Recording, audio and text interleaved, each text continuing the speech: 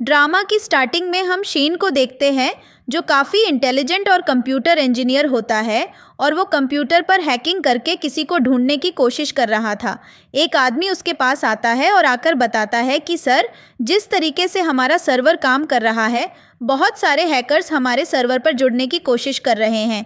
इससे हमारे सर्वर को परेशानी हो रही है। जिस पर शाइन कहता है, टेंशन मत लो, ये मेरी तरफ से एक चारा है और जल्दी हमें कामयाबी मिल जाएगी। और फाइनली वह जिसको ढूंढ रहा था वह इंसान उसको मिल जाता है, जिसको देखकर वह आदमी कहता है, तो कब से आप इस आदमी को ढूंढ रहे थे और इसके लिए हमने इतनी सारी परेशानी उठाई। इस पर शिन कहता है, पर फाइनली ये हमें मिल तो गए। और यह सीन यहीं पर कट हो जाता है।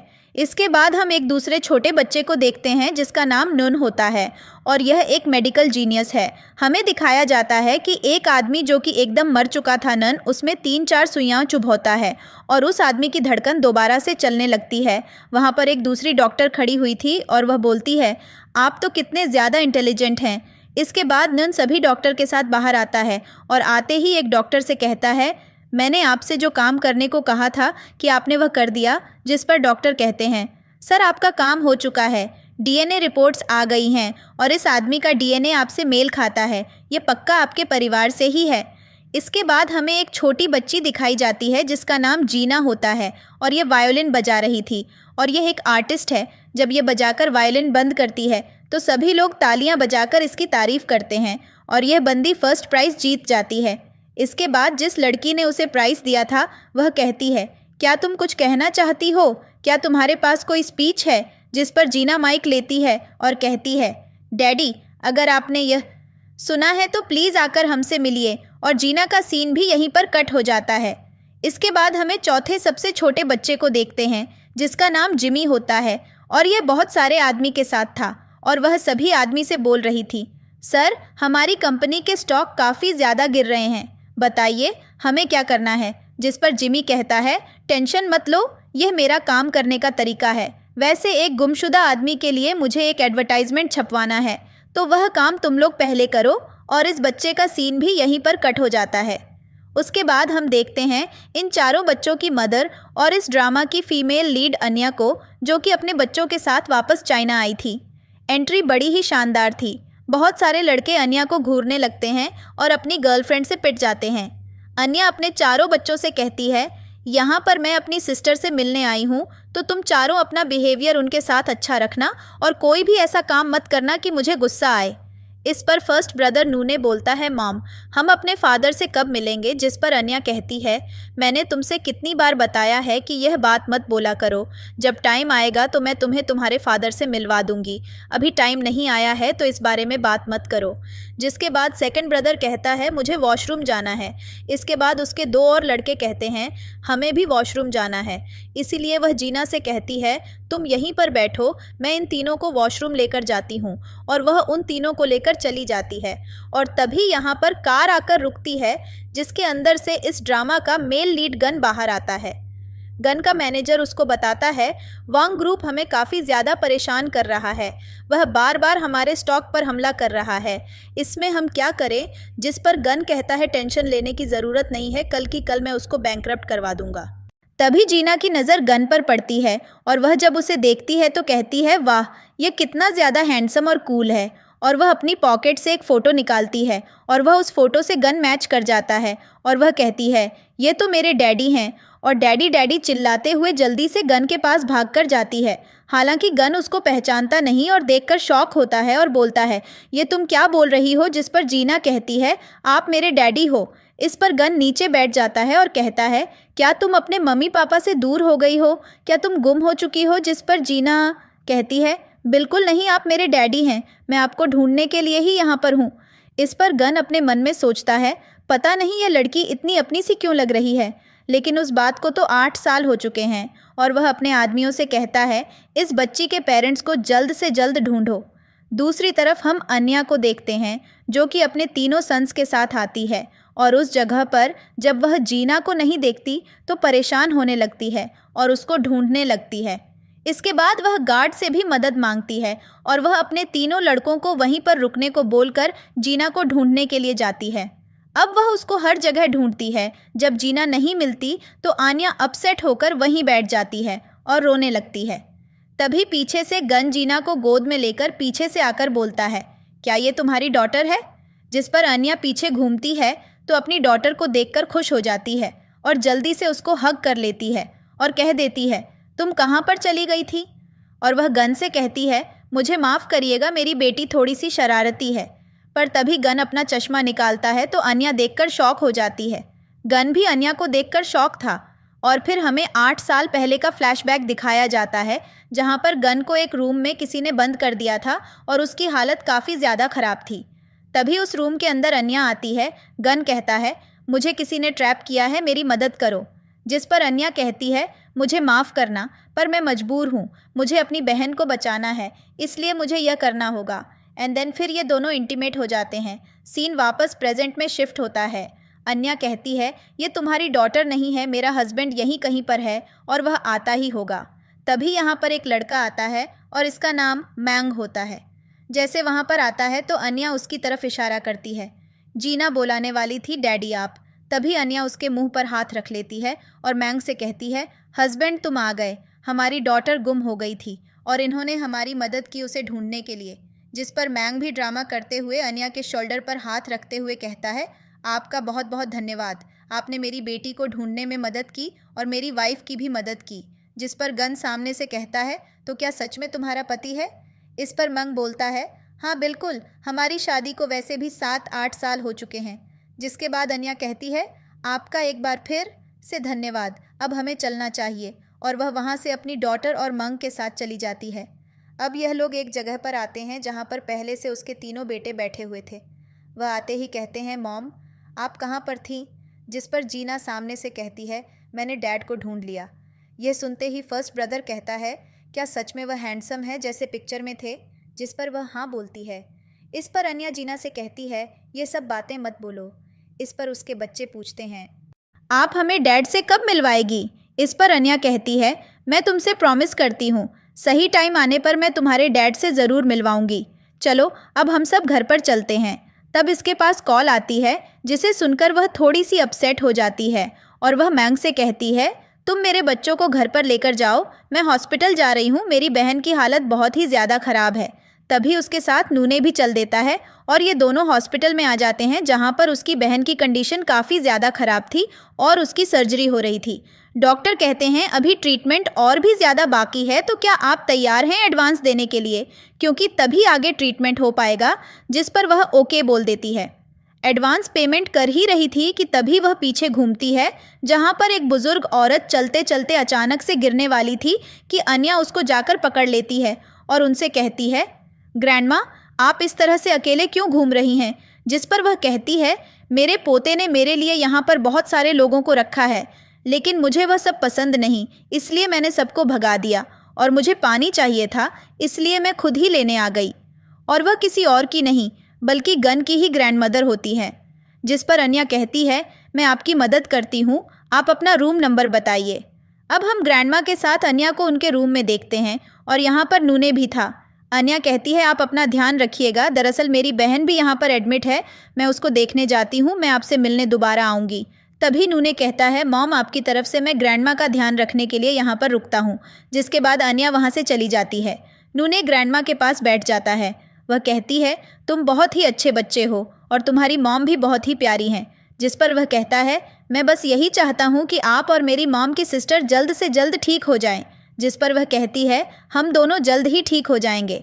इस पर नूने बोलता है, वैसे भी अब आप ठीक हो ही जाएंगी, क्योंकि मैं जो आ गया हूँ, मैं आप दोनों को जल्द से जल्द ठीक कर दूंगा। उसकी यह सारी बातें ग्रैंडमा को बहुत ही पसंद आती हैं और वह अपने मन में सोचती हैं, यह बच्चा देखने में बिल्कुल मेरे ग्रैंड सन जैसा है। इसके बाद में आन्या को देखते हैं, जिसको कॉरिडोर में एक लड़की मिलती है और इस लड़की का नाम जू होता है, जो अन्या को देखकर शॉक हो जाती और कहती है, तुम यहाँ पर क्या कर रही हो? जिस पर वह कहती है, मेरी बहन की तबीयत बहुत ही ज़्यादा ख़राब हो गई, इसीलिए मुझे यहाँ पर आना पड़ा। इस पर वह लड़की सामने से कहती है, तुम्हें मैंने किसी और के साथ सोने को कहा था, क्योंकि तुम्हें पैसों की ज़रूरत थी और तुम उसी आदमी के साथ सो गई जिसे मैं चाहती थी, इसलिए मैंने तुम्हें बहुत सारे पैसे देकर यहाँ से दूर भगाया था, फिर भी तुम मुंह उठाकर आ गई। अन्या बोलती है, मेरी बहन की तबीयत बहुत ही ज़्यादा ख़राब हो गई थी, इसलिए मुझे आना पड़ा। इस पर ज्यू कहती है, तो तुम कहना चाह रही हो तुम्हारी बहन की हालत दिन पर दिन खराब होती जा रही है और तुम उसकी डेड बॉडी लेने के लिए आई हो? यह सुनकर अन्या को बहुत ही ज़्यादा गुस्सा आता है। वह कहती है, तुम क्या बकवास कर रही हो? तुम ही थी वह जो मेरी बहन को बचाने के लिए पैसे देने वाली थी, उसका ध्यान रखने वाली थी, पर तुमने मुझे ड्रग दिया। साथ ही तुमने जो प्रॉमिस किया था वह प्रॉमिस भी तुमने नहीं निभाया। तुमने मेरी बहन का ध्यान नहीं रखा और मैं अपना प्रॉमिस निभा रही थी।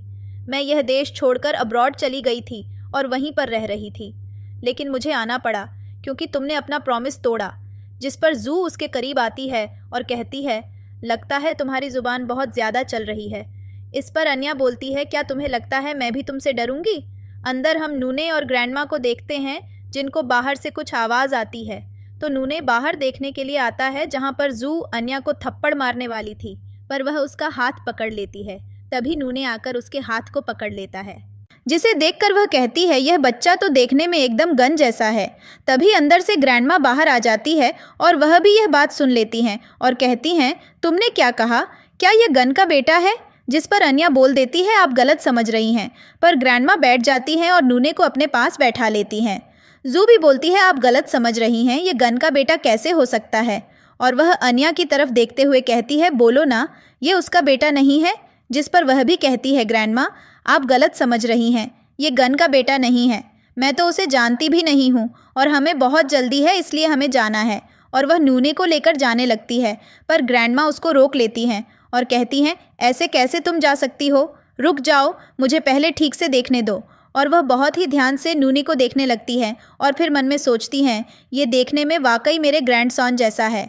और वह जल्दी से गन को कॉल कर देती हैं और कहती हैं, जल्द से जल्द हॉस्पिटल आ जाओ। जिस पर अन्या बोलती हैं, आप सच में गलत समझ रही है, ऐसा कुछ भी नहीं है, हमें जाने दीजिए। पर ग्रैंडमा कहती हैं, प्लीज़ ऐसा मत करो, प्लीज़ रुक जाओ। तुम नहीं जानती मैं कितनी ज़्यादा बीमार हूँ और जल्दी मैं मर भी जाऊँगी।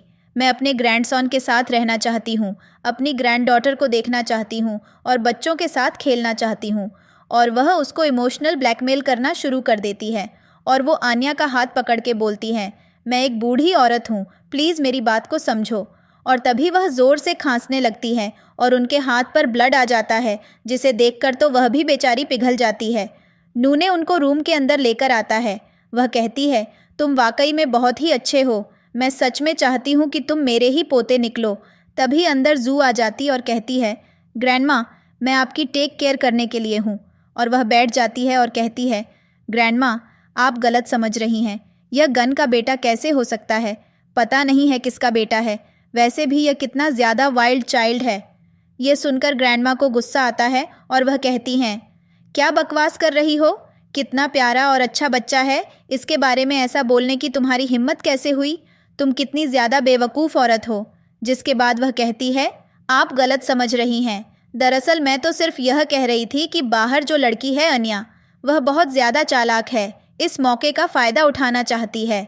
जिस पर ग्रैंडमा कहती हैं, वह बहुत ही ज़्यादा अच्छी है, उसके बारे में बकवास बातें करना बंद करो, वरना तुम्हारे लिए अच्छा नहीं होगा।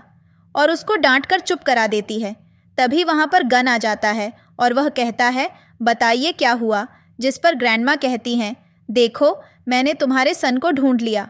नूने भी जल्दी से उठकर उसके पास पहुंच जाता है और वह उसे देखकर सोचता है, यह वाकई में दिखने में मेरे जैसा है, क्या वाकई में यह मेरा बेटा है? तभी वहां पर अन्या डॉक्टर को लेकर आती है। डॉक्टर पूछते हैं, क्या हुआ? जिस पर ग्रैंडमा कहती है, कुछ भी नहीं हुआ, अभी यहाँ से दफ़ा हो जाओ। डॉक्टर के जाने के बाद वह कहती है, देखो मैंने तुम्हारी वाइफ और तुम्हारे बेटे को ढूंढ लिया। जिस पर गन आन्या से बोलता है, क्या ये वाकई में सच है? क्या ये मेरा बेटा है? ग्रैंडमा तो यही बोल रही है। इस पर वह कहती है, बिल्कुल नहीं, यह मेरा और मेरे हस्बैंड का बेटा है और तुम मेरे हस्बैंड से मिल चुके हो। तभी ग्रैंडमा कहती हैं, परेशान होने की ज़रूरत नहीं है, मैंने डीएनए टेस्ट कराने के लिए भेज दिया है और बस थोड़ी देर में उसकी रिपोर्ट आती होगी। जिसके बाद गन बोलता है, अगर डीएनए रिपोर्ट में यह मेरा बेटा निकला तो मैं इसकी रिस्पॉन्सिबिलिटी उठाऊंगा और मैं अभी के अभी तुमसे शादी कर लूँगा। और तभी यहाँ पर रिपोर्ट भी आ जाती है। गन रिपोर्ट्स को देखता उससे पहले ही अन्या उसके हाथ से रिपोर्ट लेने की कोशिश करती है। पर गन उसको ऐसा करने नहीं देता और वो रिपोर्ट को पढ़ता है और फिर गुस्से में बोलता है, ये सब क्या है अन्या, तुमने मुझको डिसअपॉइंट किया है। तुमने मेरी ग्रैंडमा को उम्मीद क्यों दी, जबकि नूने मेरा सन नहीं है और रिपोर्ट भी पॉजिटिव नहीं आई है। ये जानकर तो अन्या शॉक होती है और सोचती है ये कैसे हो सकता है, और वो रिपोर्ट देखने लगती है और सच में रिप्लाई नेगेटिव आई थी। ये देखकर जू बहुत खुश थी और हमको फ्लैशबैक दिखाया जाता है जहाँ पर ग्रैंडमा डॉक्टर को डीएनए टेस्ट कराने को बोलती है, तो बाहर खड़ी हुई जू ये बात सुन लेती है और वो डॉक्टर के पीछे जाती है, जिसका साफ मतलब था ये उसी का किया धरा है। इसके बाद गन अपने मन में सोचता है कि काश ये मेरा ही सन होता, और वो वहाँ से चला जाता है। जू बोलती है, ग्रैंडमा, इसने गन के करीब आने के लिए यह सब किया है। ये लड़की बहुत चालाक है। और वह उठकर अन्या से बोलती है, अब जल्दी से यहाँ से दफ़ा हो जाओ। इस बार तो मैंने ये सब हैंडल कर लिया, पर अगर अगली बार कुछ ऐसा हुआ तो अपने बेटे और बहन के बारे में सोच लेना। मैं दोनों को नहीं छोड़ने वाली। मैं इनके साथ कुछ ऐसा करूँगी कि तुम जिंदगी भर पछताओगी। जिसके बाद अन्या नूने को लेकर वहाँ से जाने लगती है। जाने से पहले नूने बोलता है, तुम्हारी हिम्मत कैसे हुई मेरी मॉम को बुली करने की? तुम बहुत बुरी हो, मैं तुम्हें नहीं छोड़ने वाला। और अन्या उसको लेकर वहाँ से चली जाती है। इसके बाद हम उसको बाहर रोड पर देखते हैं, जहाँ पर उसको मैंग और जीना मिलते हैं। नूने उनसे पूछता है, अंकल आप यहाँ पर क्या कर रहे हैं? जिस पर मैंग बोलता है, दरअसल जीना को बहुत ही ज़्यादा अकेला लग रहा था, तो वह तब से रो रही थी, इसलिए मैं उसको बाहर ले आया घुमाने के लिए। दूर से इनको बात करते हुए गन देख लेता है और वह अपने ड्राइवर से कहता है, यहाँ से जल्दी चलो, मैं इन लोगों को देखना नहीं चाहता।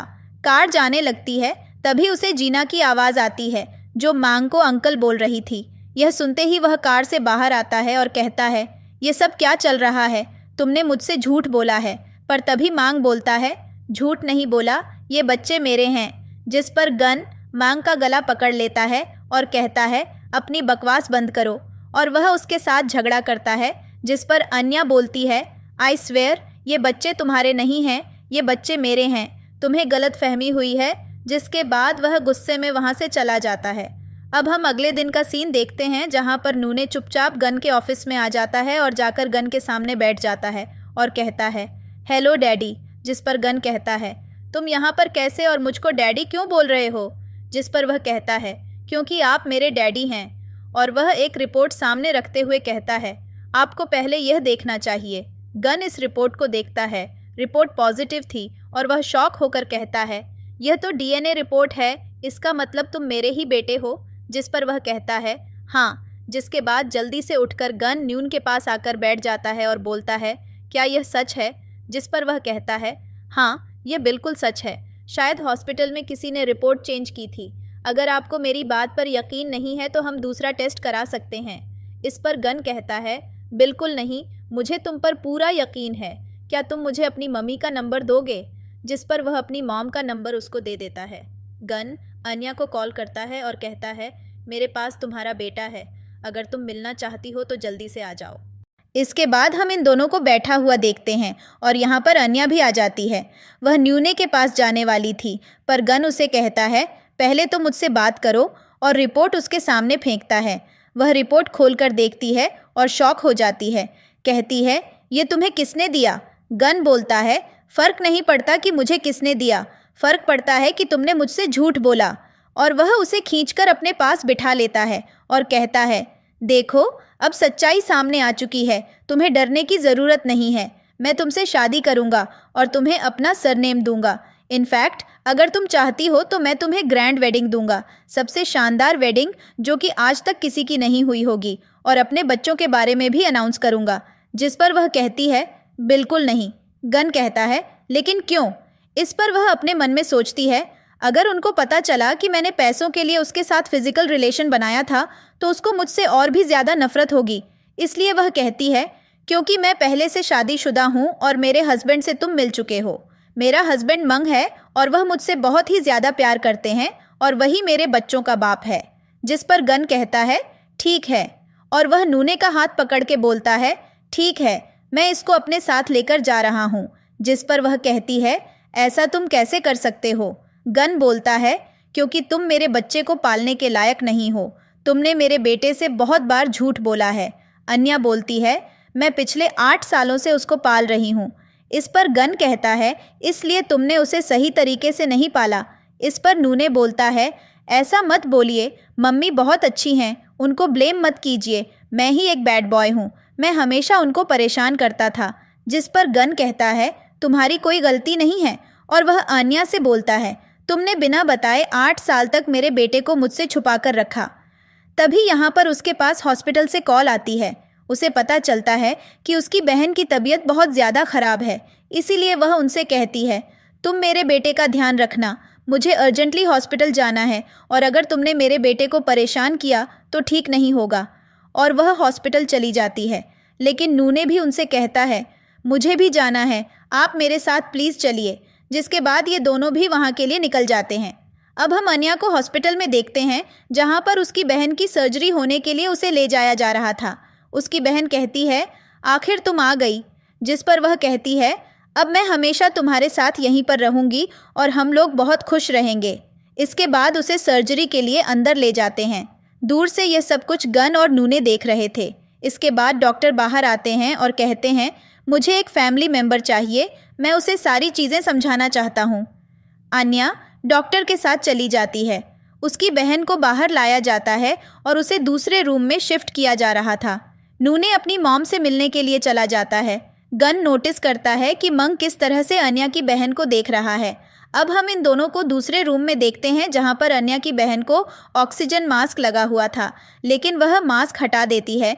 जिसके बाद मैंग कहता है, मैं तुम्हें कुछ बताना चाहता हूँ। मैं जानता हूँ यह टाइम बताने के लिए ठीक नहीं है, पर अब मुझसे रहा नहीं जाता। मैं तुम्हें बहुत ही ज़्यादा पसंद करता हूँ, बहुत पहले से। जिस पर सामने से वह कहती है, मैं भी तुम्हें पसंद करती हूँ। तभी पीछे से गन आता है और कहता है, तुम तो बहुत बड़े चीटर हो। और वह उसको पंच मारता है। जिसके बाद मैंग भी उसको एक पंच मारता है और इन दोनों को यहाँ पर झगड़ा हो जाता है। गन कहता है, तुम अपनी वाइफ को चीट कर रहे हो, तुम उसकी बहन के साथ ही ये सब कर रहे हो। तभी यहाँ पर अन्या भी आ जाती है और वह इन दोनों को रोकने लगती है। अन्या की बहन मांग से कहती है, प्लीज़ झगड़ा मत करो। जिसके बाद वह गन को छोड़ देता है, उसके पास बैठ जाता है और कहता है, मैं कोई झगड़ा नहीं कर रहा। जिस पर गन कहता है, तुम कितने ज़्यादा शेडी हो, अपनी वाइफ के सामने ही उसकी बहन के साथ फ्लर्ट कर रहे हो। जिस पर अन्या बोलती है, यह क्या बकवास कर रहे हो, अपनी ज़ुबान को लगाम दो, तुम कुछ ज़्यादा ही बोल रहे हो। जिस पर वह कहता है, मैं कुछ गलत नहीं कह रहा। अन्या की बहन कहती है, यह सब क्या हो रहा है। जिस पर गन कहता है, क्या तुम्हें नहीं पता, यह जो लड़का तुम्हें बोल रहा है कि तुम्हें लाइक करता है, यह तुम्हारी बहन का पति है और तुम्हारी बहन ने इसके 2 बच्चों को जन्म भी दिया है, वह भी अब्रॉड में। जिस पर उसकी बहन कहती है, यह क्या बकवास कर रहे हो, मेरी बहन ने 2 नहीं बल्कि 4 बच्चों को अब्रॉड में जन्म दिया था और यह उनका फादर नहीं है। यह सुनते ही गन और भी ज़्यादा चौंक जाता है और वह अन्या से कहता है, तुमने 4 बच्चों को जन्म दिया था, मेरे बाकी के 2 बच्चे कहाँ पर हैं। जिस पर अन्या कहती है, मेरी बहन की याददाश्त कमज़ोर है और वह काफ़ी टाइम से बेड रेस्ट पर थी, मेरे पास सिर्फ वही बच्चे हैं, वह ठीक से यह बात नहीं जानती। जिस पर उनको बहुत गुस्सा आता है। वह कहता है, बस बहुत हुआ। तभी बाहर से आवाज़ आती है, मम्मी हम आंटी को देखने के लिए आए हैं। और बाहर उसके 2 बच्चे खड़े हुए थे, पर तभी पीछे से नूने आकर उनको चुप करा देता है। गन जाकर दरवाज़ा खोलता है तो बाहर कोई भी नहीं था, क्योंकि नूने पहले ही उन्हें लेकर जा चुका था। इसके बाद वह कॉल करता है और कहता है, अन्या और उसके 4 बच्चों के बारे में इन्वेस्टिगेशन करो, और कॉल कट कर देता है। इसके बाद वह अन्या से कहता है कि शिन ने अपनी हैकिंग की पावर का इस्तेमाल करते हुए अपनी मॉम की मदद की थी। इसके बाद गन कहता है, मैं अपने बेटे को अपने साथ लेकर जाऊंगा। वह इनकार करती है, पर तभी अंदर नूने आ जाता है और वह अपनी मॉम से कहता है, मैं डैडी के साथ जाना चाहता हूँ। जिस पर वह कहती है, ठीक है, पर अगर तुम्हें कोई परेशान करे तो मुझे कॉल कर देना। जिसके बाद गन उसको वहाँ से ले जाता है। अब हम इन तीनों बच्चों को घर पर देखते हैं, जहाँ पर जीना कहती है, क्या सच में अब मेरा भाई एक रिच फैमिली में है, ये तो बहुत अच्छी बात है। शिन बोलता है, हमें कुछ भी करके मॉम और डैड को मिलवाना होगा। जिस पर वह एक प्लान बनाते हैं और शिन अपनी मॉम को वॉइस चेंज करके कॉल करता है और कहता है, आपका जो इंटरव्यू दिया था हमने उसमें आपको सिलेक्ट कर लिया, कल आप कंपनी आ जाइएगा। यह सुनकर वह बहुत ज़्यादा खुश हो जाती है और अगले दिन कंपनी पहुंच भी जाती है, जहां पर मंजू कहता है, आप बहुत ही अच्छी हैं अपने काम में, हमें पता चला है, तो आज से आप यहाँ पर वर्क करेंगी।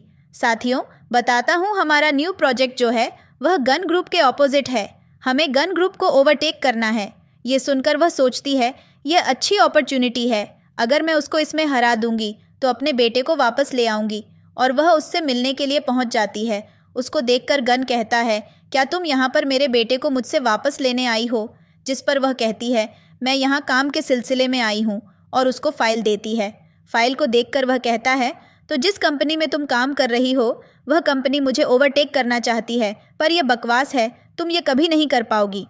आन्या उसे एक प्रोजेक्ट के बदले में 10 मिलियन का ऑफ़र देती है, लेकिन वह इसे रिजेक्ट कर देता है और उस पर हंसते हुए कहता है, तुम मेरे पास आओ, मेरे लिए तुम केवल एक कॉपर हो, मुझसे शादी कर लो, तुम्हें फिर कभी जॉब करने की ज़रूरत नहीं पड़ेगी। इस पर अन्या उसे धोखा देती है और कहती है, मैं तुमसे सपने में भी शादी नहीं करूँगी, और गुस्से में वहाँ से चली जाती है। ये सारी चीज़ें उसके तीनों बच्चे गन के ऑफिस के कैमरा को हैक कर देख रहे होते हैं।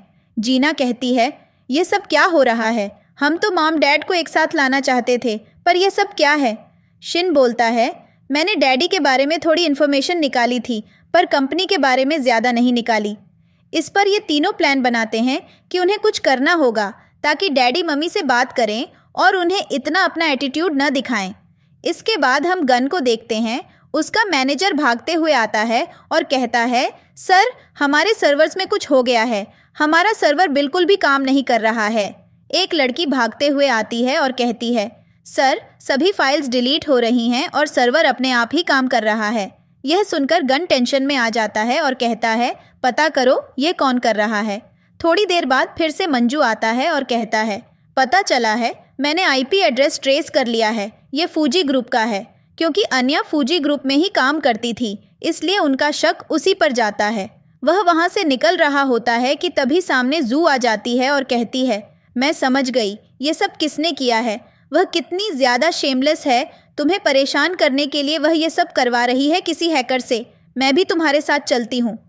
इस पर गुस्से में गन कहता है, 8 साल पहले जो हमने कॉन्ट्रैक्ट साइन किया था वह ख़त्म होने वाला है, तो अपने काम से काम रखो, और वहाँ से चला जाता है। यह सुनकर जू को बहुत गुस्सा आता है और वह कहती है, यह सब उस चुड़ैल के आने की वजह से हो रहा है, और वह भी पीछे पीछे चली जाती है। अब हम देखते हैं कि गन अन्या से मिलने के लिए आता है और गुस्से में कहता है, ये सब तुम क्या कर रही हो? क्या तुम पागल हो चुकी हो? वह कहती है, तुम यह क्या बोल रहे हो? जिस पर गन कहता है, तुमने हैकर को हमारे सिस्टम में घुसा दिया। वह कहती है, तुम पागल हो चुके हो। जू बोलती है, मैंने कभी नहीं सोचा था कि तुम रिवेंज लेने के लिए ऐसा करोगी। इस पर अन्या को गुस्सा आता है और वह जाने लगती है, पर गन उसका हाथ पकड़कर उसे रोक लेता है और कहता है, यह तुमने बिल्कुल ठीक नहीं किया। उन दोनों को इतना करीब देखकर जू जाकर दोनों को अलग करती है और कहती है, गन, इसने यह सब कुछ किया है, अब आगे तुम क्या करोगे?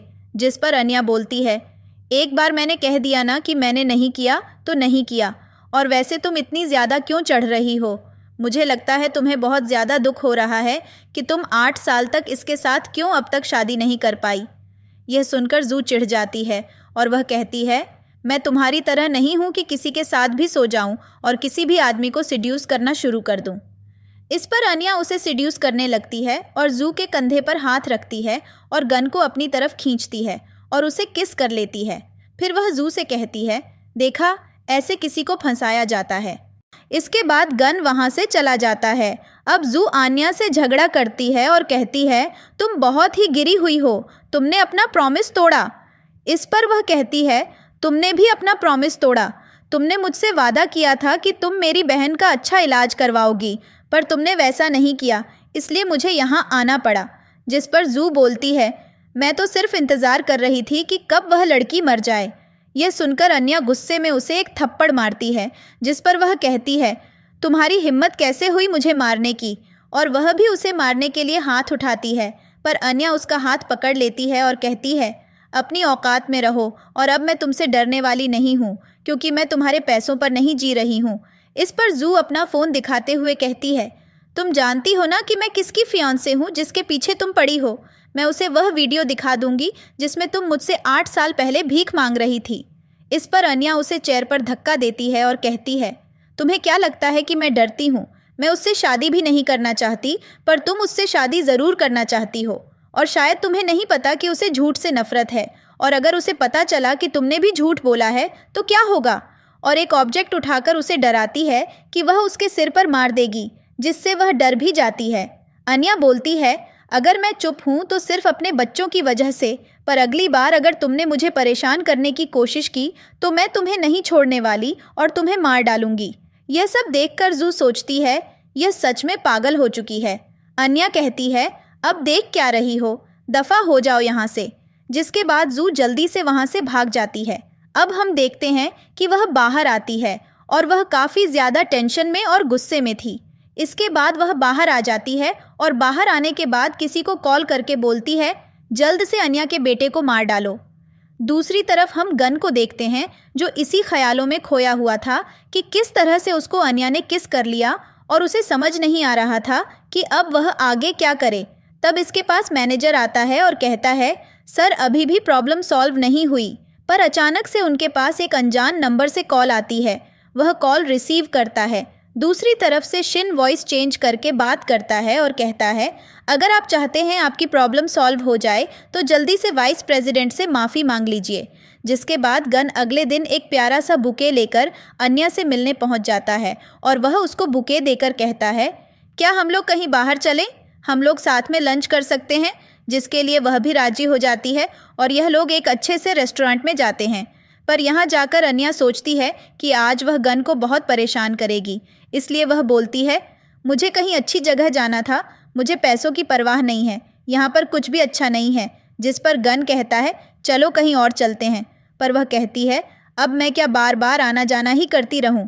जिसके बाद वह फाइनली गन से कहती है, तो बताओ तुम मुझे यहाँ क्यों लाया हो। इस पर गन कहता है, दरअसल पिछली बार मैं थोड़ा सा बेवकूफ़ था, मैंने तुम्हारे साथ गलत बिहेव किया, क्या तुम मुझे माफ़ कर सकती हो। जिस पर वह कहती है, कोई बात नहीं, ठीक है, जाओ, तुम्हें माफ़ किया। मैं भी थोड़ी सी अपसेट हूँ। दरअसल मैं जानती हूँ कि मैं अपने बच्चों की अच्छी परवरिश नहीं कर सकती और मैं अपने बेटे से भी मिलाना चाहती हूँ। क्या तुम मेरे बेटे को एक अच्छी परवरिश दोगे। जिस पर ये दोनों एक दूसरे के काफ़ी ज़्यादा क्लोज आ जाते हैं और गन कहता है, तुम जब चाहो तब नूने से मिलने आ सकती हो और मैं उसे एक अच्छी परवरिश दूंगा, मैं उसका पूरा ख्याल रखूंगा, उसे कोई दिक्कत नहीं आने दूंगा। जिस पर वह भी खुश हो जाती है। और यह सब बातें करते हुए लैपटॉप पर जिमी और शिन देख रहे थे और वह काफ़ी ज़्यादा खुश होते हैं। शिन जल्दी से अपना लैपटॉप खोलता है और सभी सिक्योरिटी कैमरास को फिक्स करता है। इसके बाद हम गन और अन्या को एक साथ बैठे हुए देखते हैं।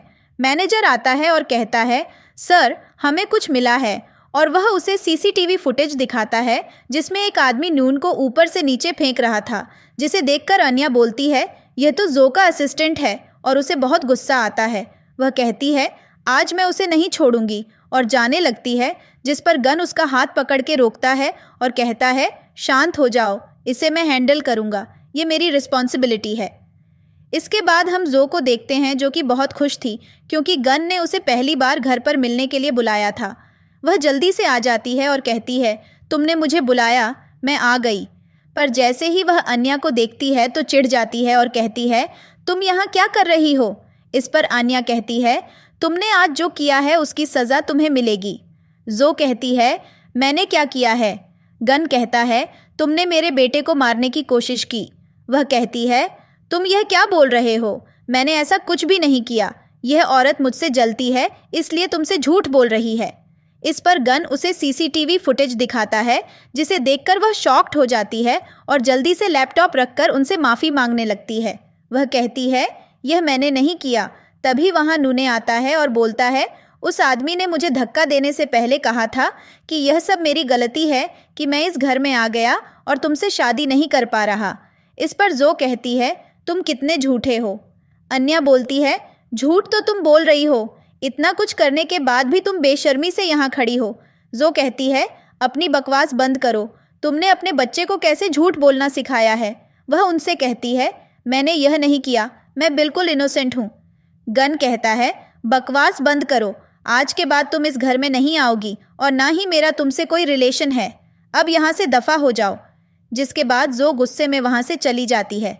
अब हम अन्या को उसके बच्चों के पास देखते हैं। तभी गन आता है और कहता है, मैं अच्छे से जानता हूँ कि शिन मेरा ही बेटा है, क्योंकि जब उसने अपना चश्मा उतारा तो वह बिल्कुल मेरे जैसा था। मुझे एक बार ठीक से देखने दो। लेकिन बीच में अन्या आ जाती है। गन बार बार उसका फेस देखने की कोशिश करता है, लेकिन वह उसे देखने नहीं देती और इसीलिए वह उसे किस कर लेती है।